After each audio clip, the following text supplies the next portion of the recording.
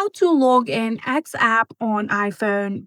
So first of all, open your X application, and then from here you can see various options. If you have connected your account with any of those platform, Google or Apple, you can tap on their logo and simply log in from there. If you have created your account using phone number, you can tap on continue with a phone. Simply write down your phone number and log in. Here we also have the option of login with a username.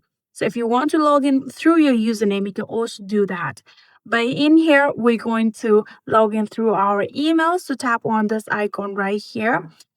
Then in here, you can now write down your birthday that you have set for your X account. After setting that, tap on continue. Then in here, you'll have to enter your email address. After doing that, tap on continue. Then in here, you'll have to enter a verification code that X will send you. Simply open your mail inbox. In here, you can see this is the verification code, so simply write that down. After doing that, tap on continue.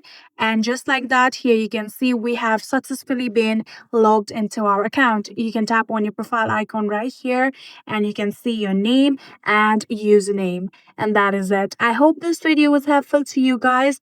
If it was, please do not forget to hit that subscribe button and like our video. Thank you so much for watching. See you in the next.